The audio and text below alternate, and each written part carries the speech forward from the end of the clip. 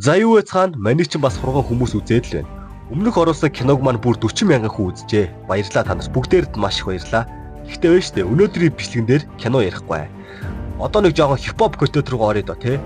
Өмнө нь би танаас Notorious B.I.G буюу Biggie-гийн намтыг хүргэсэн бол энэ удаа Tupac Shakur-ийн намтыг хүрэхээр бэлдсэн байна. Tupac Amaru Shakur.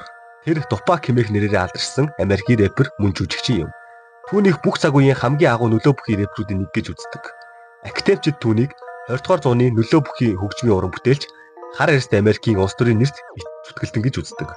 Tupac дэлхийд даяар 75 сая гаруй пянз борлуулсан шилдэг уран бүтээлч түүний дуунуудын утга агуулга нь нийгмийн шудраг бус байдал, улс төрийн асуудал, хар эрстэй Америкчуудын гадуурхсан байдлыг хүндсэн байдаг. Ийхүү тэр 90-ад оны хипхопод алдар нэрийн оргилд нь хүрж байлаа. Түүний үхлийн шалтгаан яг юу байв? Баруун зүүн иргэний зөрчилтөө, холбогдсон хүчингийн иргэний гүтгэлэг, шуг найт түүнд хэрхэн нөлөөлж байв? Багнаас өссөн орчин гих мэтчлэг бүх зүйлсийг нь дэлгэрэнгүй ярьж өгөхөөр бэлдсэн байна. Юуны өмнө бэлтгэхээс өмнө subscribe-а дараарай. Энэ бүх мэдээллийг цуглуулж орчуулад идэх хугацаа зарсан хөтөлбөрийг маань үлдээд subscribe болон лайка харамгүй дараарай. За шууд бичлэгээ хамтдаа орцгоё.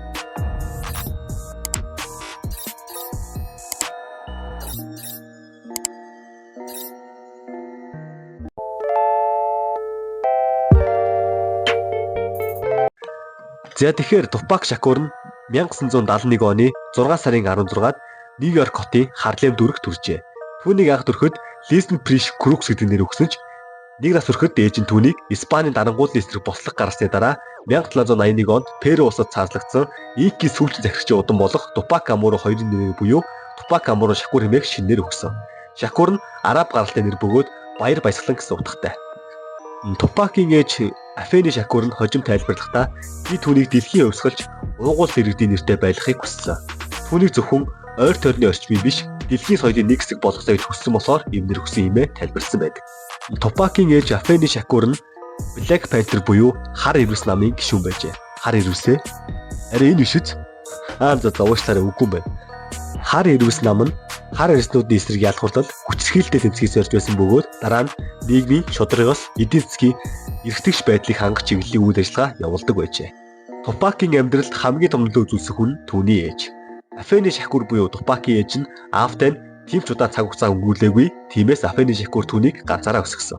Tupac-ийн гэр бүл улс төрийн тэмцэл ядуурл дунд амьдарч байсан бөгөөд энэ бүх өссөн орчин түүний зан чанар, сэтгэлгээ, уран бүтээл гүнзгийгээр нөлөөлсөн. Тэрээр бага наснаасаа орон байрны асуудал, санхүүгийн өндөрлөл, арьс өнгөөр ялгарлах үзэл гэмт хэргийн оршиндод өссөн. Түүний ээж Afeni Shakur нь хар ирвэс намын ихтэй гишүүдийн нэг байсан. Тэрээр 1969 онд Пантер 21 хэрэгт буруутгагдаж жирэмсэн байхнаа шоронд төрөгцсөн ч шүүх хурал дээр өөрийгөө хамгаалж ядалт байгуулж чадсан юм. Tupac-ийн төрсөн эцэг болох Billy Garland ч мөн адил уг намын гишүүн байсан. Гэвч Tupac 25 нас хүртлээр аавтайгаа нэг удаа уулзаагүй. Тэрээр нэгийн ярилцлагандаа би бүх амьдралынхаа туршид өөрийгөө эцэхгүй гэж бодож явсан. Гэтэл намайг буудуулсны дараа хаанаас ч юм гарч ирээд гинт уулзъя гэсэн. Гэтэ би түүнийг миний жинхэнэ эцэг биш гэж үздэг хэмээн хатуухан байр суурийг хожим илэрхийлж байжээ. Төрсөн эцэг нь Tupac-тай цуг байгаагүй ч Mutulu Shakur хэмээх хойд эцэг нь түүний амьдрал, үзэл бодолд нь ихээхэн нөлөөлсөн юм. Тэдний харилцаа эцэг үгээс гадна зарим үед багш болон сурагчдаас ялгаагүй байлаа. Mutulu Shakur нь Afeni Shakur буюу Tupac-ийн ээжтэй 1975 онд гэрэлжээ.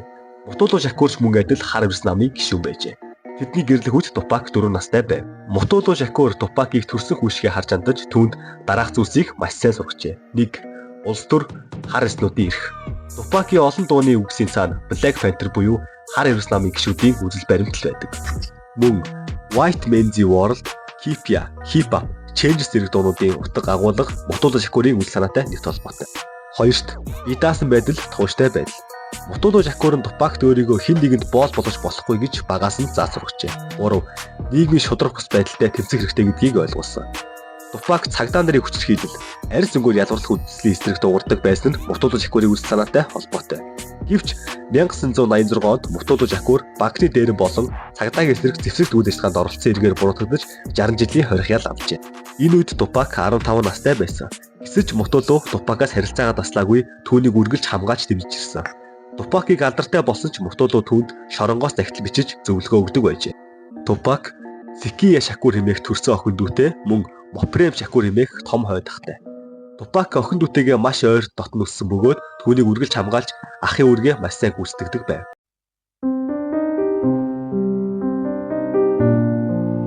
Тупакийн багнаас Харлем дүрэгт өнгөрсөн.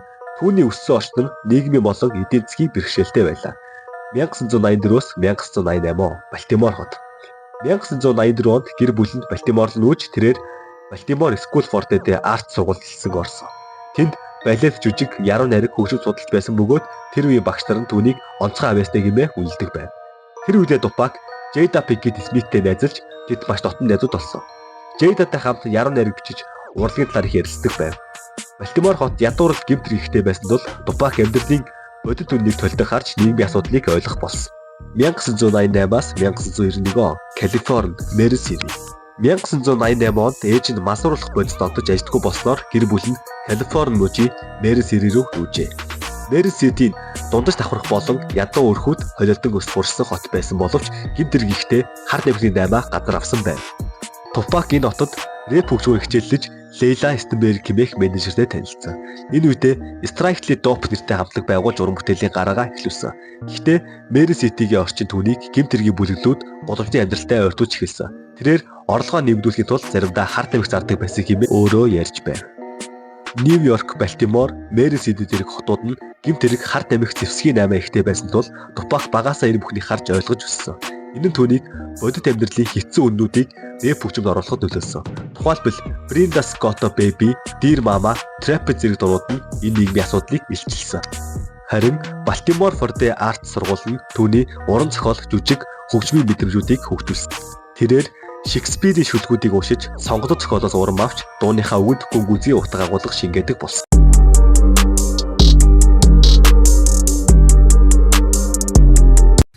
Тупак хамгийн анх уран бүтээлийн гараагаа 1980-ад оны сүүл үеэр хип-хоп бүжигчин Нөөц рэпээр эхэлсэн. Тэрээр 1988 онд MC Нью-Йорк тайзан дээрээр хоолойд орж эхэлсэн.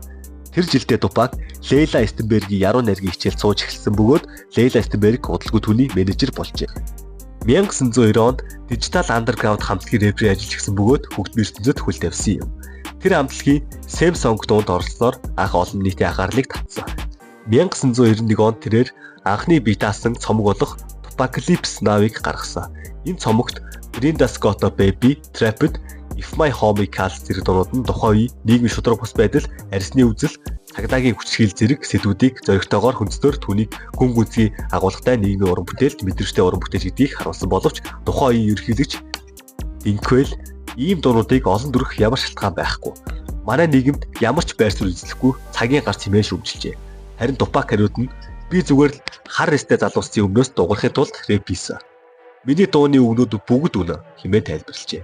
Хэдийн анхны цомог нь арилжааны хувьд тийм ч том амжилт олоогүйч хип-хоп ертөнцид хүчтэй нөлөө үзүүлж Тупакийг ирээдүйн домог болох суурийг тавьсан гэж үздэг. Eminem, Game, Talib Kweli зэрэг алдартай рэперүүд энэхүү цомгийг урам зориг өгсөн хэмээн иш татдаг. Apocalypse Now цомог нь алтаар баталгаажсан бөгөөд хагас сая хөв борлогдсон.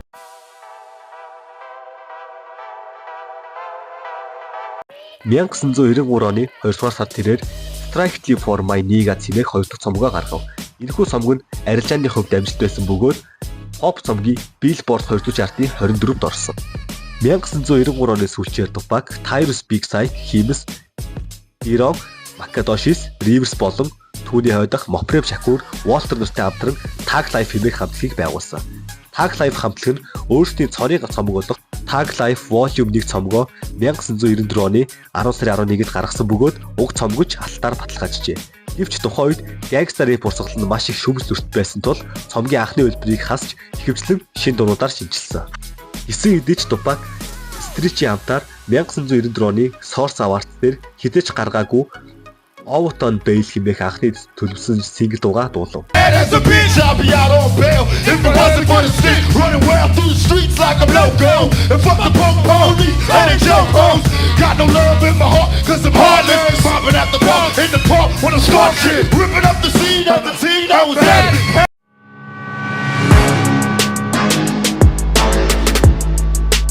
Tupac рэп хийхээс гадна жүжигчин байсан. Тэрээр 1992 онд Juice хэмээх кинонд Bishop гэх залуугийн дүрийг бүтээжээ. Bishop гэх дүр нь Нью-Йоркийн гудамжны хөв бөгөөд хүчирхийлэл болон харгислалд өрх авцсан хүн юм. Tupac энэ дүрээрээ олон таригдаж гүйцэтгэл төрүүлсэн. Үүний дараа 1993 онд Poetic Justice кинонд Lucky хэмээх дүрийг бүтээжээ. Тэрээр Лаки гэдэг үгүүлсэн уран зохиол сонирхдаг сайхан сэтгэлтэй залуугийн дүр тоглосон. Уг кинонд түүний эмэгтэй хамтрагч нь Попийнхаа Майкл Джексон дүү болох Жанет Джексон байв. 1994 онд Above the Rim кинонд Бирдер хэмээх дүрийг бүтээжээ. Above the Rim киноны спортын драм бөгөөд Тупаки тоглосон Бирди хэмээх дүр нь гудамжны амьдралд онцсон бүхий л гудамжны цагдаагийнхаас хол явж чадсан дүр тоглосон. Энэ кинонд Тупакийн гудамжны хипхоп соёл болон хүн хүчээр амьдралын тухай дүрслэлийг онцлсон. Үүний дараа Грит Лок их хар хошин шог болон драм төрлийн кинод Spider хэмээх дүр тогложээ. Spider хэмээх дүр нь масууруулах бодис хэрэглэж амьдралынхаа утга учирыг олж авахыг оролдож буй залуугийн дүр байв. Уг кинонд Тупак өөрийн хошин мэдрэмжийг болон драмыг сайн гаргаж чадсан. Үүний дараа Gang Related кинонд Джек хэмээх залуугийн дүрийг бүтээжээ. Уг кинонд цагдаа болон гэмт хэргийн тухай кино байв. Тупак энэ кинонд хуурамч гэмт хэрэгт орж эцэст нь өөрийгөө хамгаалахад тул тэмцэж буй цагдаагийн дүрт тогложээ. Хамгийн сүүлийнх нь 2003 онд нээлттэйсэн Тупак Resurrection хэмээх өөрийн амьдралаас сэтүүлсэн баримтат кино. Уг кинонд Тупак өөрийнхөө дүрийг бүтээсэн. Тупак өөрийн нэрээ ганцхан хипхопд биш кино урлагт ч үлдээж чадсан юм.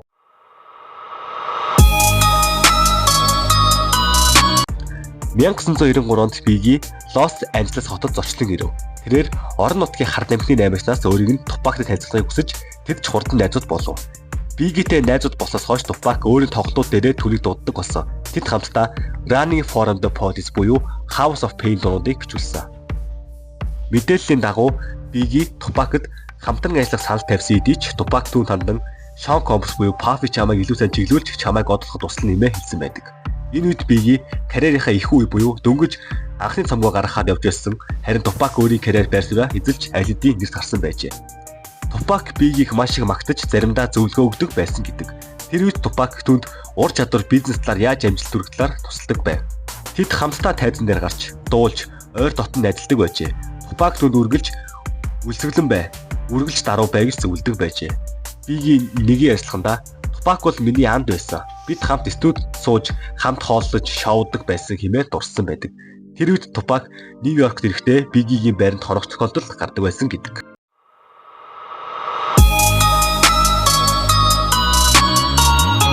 Гэсэн хэдий ч тэдний нөхөрлөл удаан үргэлжлээгүй. 1994 оны сүүлээс эхлэн тэд хоорондоо үйл ойлголцож жинхэнэ утгаараа дайснууд болцгоосон. 1994 оны 11 сарын 30-нд Тупак Нью-Йорк хотод Quad Records зүйлд хоолойгоо бичүүлэр ирэхэд 3 хүн гид дайрч түүнийг 5 удаа буутсан. Тэр амьд гарсан ч удалгүй хүчингийн эргээр шоронд орсон. За энэ хүчингийн эрг нь би бүр дараа нь дэлгэрэнгүй тайлбарлахдаар энэ удаа зөвөр дуртай өнгөрөв. Тупак халтад төслийнхөө дараа Biggie бол уруугч тэр намайг дээрэндүүж авахд өмөөрөөгүй студид хоолонд орж ирсэн хэмээн ширхүүлсэн байдаг. Гэвч Biggie болон түүний багийнхан энэ халтад оролцоогүй ямар ч хамаагүй гэдгээ олон удаа мэдгдсэн байдаг.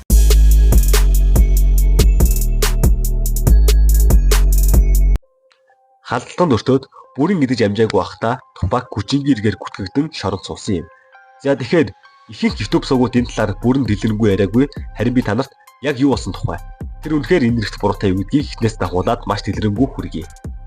За тэгэхээр 1993 оны 11 сарын 18-ны өдөр Нью-Йорк хотын нэгэн шөнийн клубуд 19 настай Аяна Джексон гэх эмэгтэйтэй Тупак танилцсан. Аяна өөрөө Тупак тэр очин танилцсан урал уруулаа хоорондоо нийлүүлсэн. Үүний дараа Тупак түүнд хандан хоёулаа ерөөснийг буудал орё гэж хэлсэн байдаг. Тэд хамтдаа буудал орсон эхний өдөр харилцан зөвшөөрсний үр дүнд өвлөн борооны ажил хийсэн. Харин маргааш нь Аяна буцаж Тупакийн өрөөлөө очив. Гэтэл өрөөнд Тупакийн найзууд болон түүний хамгаалагч нар байсан. Одоо би танарт Аяна Джексон болон Тупакийн мэдүүлгийг хүргэе. Энэ хоёрын мэдүүлэг хоорондоо их зөрчилтэй байдаг. Тэр Тупакийг өөрийн хүсэлтээр дагаж буудалд очив. Эхний өдөр харилцан зөвшөөрөлдсөн өвлөн борооны ажил хийсэн. Харин маргааш нь Тупак өрөөндөө найзуудтайгаа байхдаа дуудаж түүнийг авчирсан. Өрөөнд ороход Тупак түүнийг үсэж илж таалж эхэлсэн. Гинтхэн өрөөнд байсан бусад эрчүүд түүнийг барьж аваад дотор хувцсыг тайлахыг оролцсон. Аяна эсэргүүцсэн боловч Тупак түүнийг дарсан. Бусад хүмүүс бас гар үрсэн тэр айж ухаан баларцсан хэмээн мэдүүлсэн. Сүүлд тэр босоход Тупак болон түүний найзууд инээлдэж байсан хэмээн хэлсэн байдаг. Аяна өөрийн хүслээр ирсэн. Тэрнийг өрөөнд орж ирмэгч Тупак массаж хийхийг хүссэн. Аяна дуртай Тупакийн мөр болон хүзүүгээр массаж хийсэн. Бусад эрчүүд өрөөнд орж ирэхэд тэр үед Тупак анзаараагүй. Аяна бусад эрчүүдтэй сэтгэлсэн мэт санагдсан хэмээн мэдүүлсэн байдаг. Гинэт асуудал босоход Тупак гайхсан гэдэг. Тэр Аянад хувийн байдлаар ямар ч хүч хэрэглээгүй гэдгээ баталсан. Бусад хүмүүс юу хийснийг сайн санахгүй нэмээ мэдүүлсэн.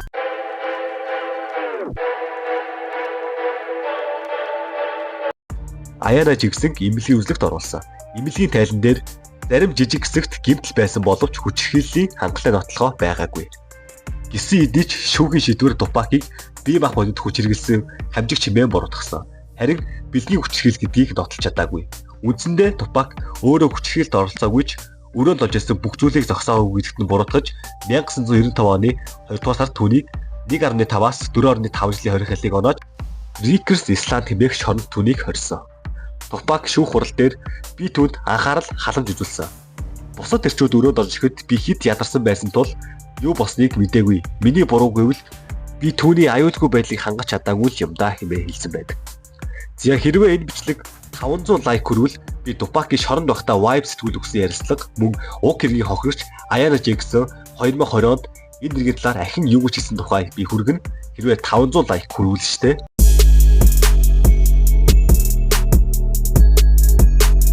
1991 оны 10 сар тэрээр Окландын цагдаа нартай маргалцсан. Цагдаа нар замын хөдөлгөөний дүрм зөрчсөн хэмээн түүнийг зогсоосон. Тупак үүнд дуурлан эсэргүүцсэн, баривчлагдсан. Гэвч үүний дараа цагдаагийн эсрэг шүүхэд гомдол гарган $42,000 төхөөлбөр авч чадсан юм. 1992 оны 8 дугаар сар Мэрин Сидэд болсон буудлагын хэрэг. Тупакийг дагаж явсан олон үнэтэй хүмүүс тул нэгэн жал буудлаганд хүрсэн. Гэвч Тупак буудлах хийсэн дотлогдоогүй. Гэхдээ иргэний эсрэг хэрэг үүсч байсан. 1993 оны 3 дугаар сар Атланта хотод цагдаагийн өдөөс галт зэвсэг ашигласан. Цагдаа нар энгийн хувцастай мөн сохтуу байсан ба Тупак тэдэндээ маргалдаж галт зэвсэг ашигласан. Гэвч Тупакийн эсрэг ял төлөвлөгдөөгүй. Учир нь цагдаа нар хууль бус зэвсэг ашиглаж байсан нь тогтоогдсон.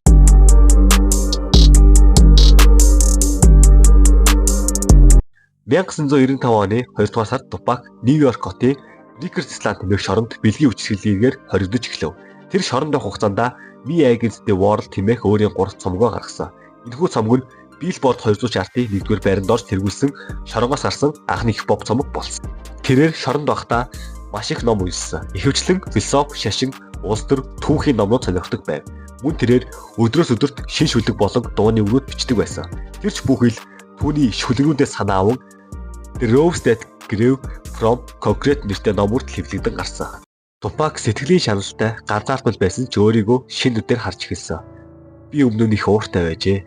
Одоо илүү бодолтой ухаантай андна гэж хэлсэн байдаг. Түүний ээж Афени Шакур нь түүнд загт бичдэг байв. Тэрээр загталтаа хизээш битгий бууж өг, зоригтой бай, мөн төвчээртэй байгаарай гэж урам зориг өгдөг байжээ. Мөн Тупакийн фэнүүд ч түүнд загтлалгийг урам зориг өгдөг байв. Тупак сэтгэл зүйн хувьд нэлээ савлгаатай байсан. Заримдаа өөртөө итгэл найдвартай байж би судлагдаад илүү сайн ажиллах хэмээн өөрийгөө зоригжуулдаг байсан бол зарим үедээ өөртөө гутарч хүмүүс түнээс урамсан мэт мэдэрч байсан. Тэр тусмаа түүний өмнөх найзууд болон хамтрагчид нь орхисон хэмээн бодож гомдолдог байв.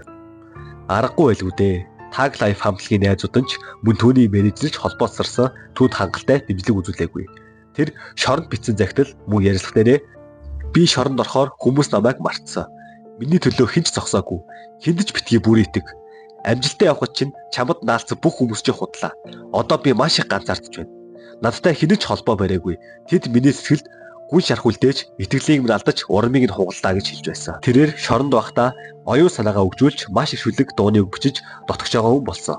Гэхдээ сэтгэл готрол уур илүү хоёртойгоо тэмцэж өнгөрөөсөн байдаг.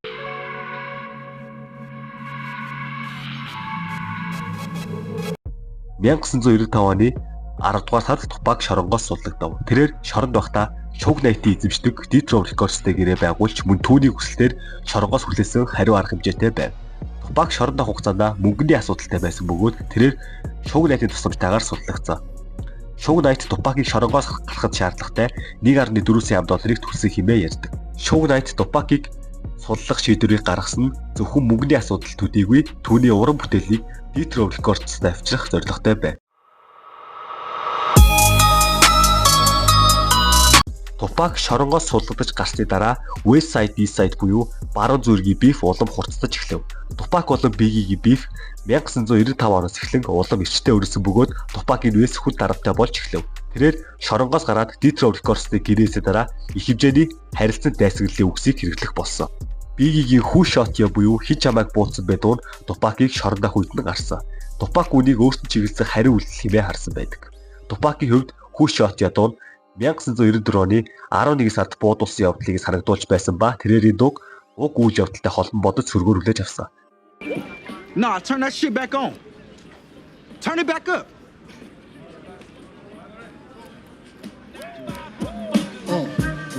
Who shot y'all? Separate the weak from the op.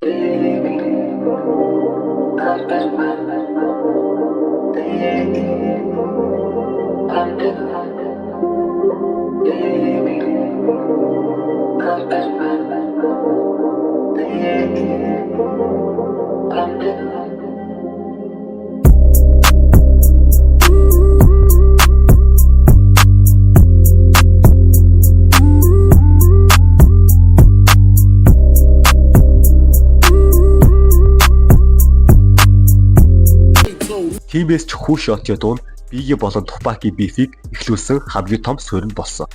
Энэхүү сөргөлдөөнүүд үргэлжлэн Tupac 1996 онд Biggie тариу барьж хитэн бат хэмээх дис дуугаа гаргасан. Уг дис дуу дээрээ Biggie болон түүний продюсер Puff Daddy буюу одоогийн P Diddy болон Bad Boy Records тэрч бүхэл Mobb Deep гэх мэтчлэн East Coast рэпүүдийг бүхэлд нь авчулан өдөө хатган дисэлсэн байдаг. Мөн үүний дараа Fate Evans-тэй бэлгийн ярьцад орсон гэх мэдээлэл гаргасан. Яг энэ үеэс тэдний биф улам ширвэсв. Энэ биф зөвхөн Tupac болон Biggie-гийн хооронд биш, West болон East-ийг бүхэлд нь амарсан маш том хэмжээний өрсөлдөө болон хувирсан. Tupac Death Row Records-тэй гэрээ байгуулснаар түүний уран бүтээл болон амьдрал томоохон өөрчлөлтөд орж тэр West Coast буюу баруун иргэн рэп соёлыг дэлхийд даяар алдартай болгосон. Tupac-ийн хамгийн алдартай цоош нь All Eyez on Me хэмээх цомог гарсан. Энэхүү цомог нь түүний амьдралд хамгийн том амжилтыг авчирсан бөгөөд хип-хопын түүхэнд нэгэн үеийн хамгийн шилдэг ажил гэж тооцогддог. Тэрээр Dr. Dre, Snoop Dogg нартай хамтран ажилласан.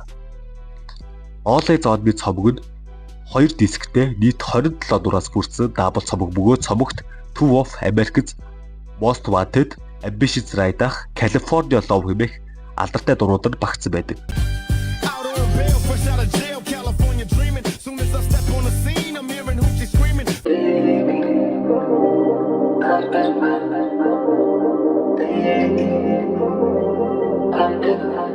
Tupac Calypso Now цомог нь 1991 онд гарсан ба нийт 3.5 сая хувь борлогдож 2 удаа платинум буюу цагаалтаар баталгаажсан.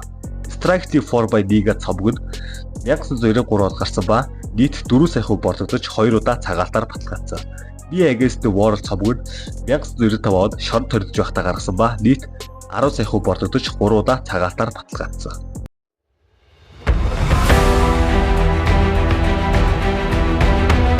1996 оны 9 сарын 7-нд Tupac болон Mike Tyson нар Las Vegas хотод байсан. Tyson Las Vegas хотын MGM Grand-д Evander Holyfieldтэй тулаан хийх байсан бөгөөд Tupac болон шоу актер уг тулааныг үзэхээр иржээ. Яг энэхүү үеийн Tupac-ийн амьдралын сүүлийн мөчөд байлаа. Учир нь тэр энэ өдөр халдлагад өртсөн юм. Tyson Holyfield-ийг яаж тулаандаа амжилт гаргав. Тулаан дуусны дараа MGM Grand-ийн үүдийн дахин шуг найтын хамтрагчдын нэг нь Southside Cop the Creeps Орлоодогийн Baby Lane буюу Андерсныг олж хараад Tupac-д тэр жилийн ихээр биднийг дэнүдэх гэж оролцсон гэж хэлв. Tupac болон түүний дагалдын явсан хүмүүс нь Андерсныг дуудаж баггүй маргаа гаргасан. Уг маргаар нь гар тулаан руу шилжсэн бөгөөд Tupac болон түүнийг дагалдын яваа хүмүүс нь Андерсныг зодож гимтээжээ. Үүний дараа Tupac шуг найт болон дагалдын яваа хүмүүсийн хамт Death Row Records-ийн шөнийн клуб болох Клуб 662 руу явв. Оройны 23 цаг 15 минутанд тэдний машин Flamingo Road-ийн зам дээр гэрлэн тохион дээр зогсоход хажууд нь Cadillac маркийн хар өнгийн машин хажууд нь зогсов. Удалгүй машин дотроос гар буутай этгээд тэдний машин руу 5 удаа бууджээ. Машиныг жолоож явсан Suge Knight толгоондоо хөнгөн шарх авсан бол Tupac 4 удаа буудуулж. 2 сум нь түүний 2 хөхний эсрэгт, 1 сум нь гар дээр нь, 1 нь ташаанд тусжээ. Ташаанд хүрсэн сум нь түүний уушиг руу орсон байна. Буудуулсны дараа Tupac-ийг University Medical Center of Southern Nevada эмнэлэгт хүргэсэн бөгөөд тэрээр амьсгалын аппаратанд холбоотой эмчилгээ илгэж байв.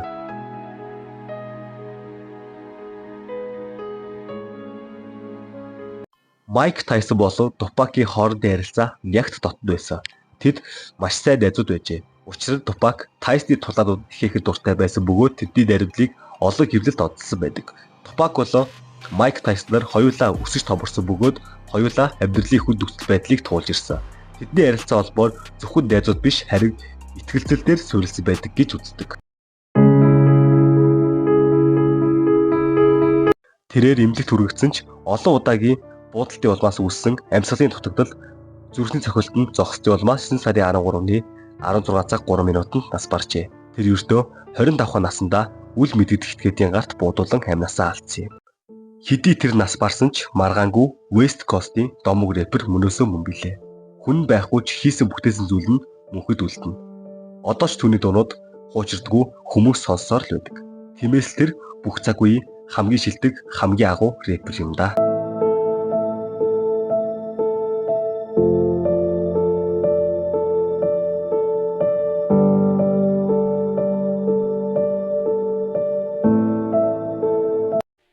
За тэгээ үнэхээр харамсалтай юм болжээ. Дөнгөж 25 наснда сэл залуугаараа өөдөлсөн байгаа байхгүй юу? Өнөөдрийн бичлэгээс авах сургамж гэвэл хүн хүрээлэл зөв сонгох хэрэгтэй юм байна. Хэнийг дагаж явах хэнийг хажуудаа байлгах гэдэл. Сайныг дагуул сарны гэрэл, мууг дагуул могоор гэж үг өгдөг штеп. Тупак тэр бол яг л ийм үйл явдалсан байна. Тийм ч учраас хүчингийн эрэхт ингэж бүтгэдээд шоронд суугаад тэгээ шоронд орсон чинь амжилттай явж байхад нийлсэн хүмүүс их нэгэн ч сэтгэлээд юм өгөхгүй холбоо байдаггүй ч байх шиг. Хүрээлэл гэдэг ийм чухал. Хэрвээ Тупак үнэхээр сайн хүрээлэлтэй байсан бол магадгүй шоронд орохгүй гэсэн бах. Тиймээс хүрээлэлээ зөв сонгоорой гэж хэлье да.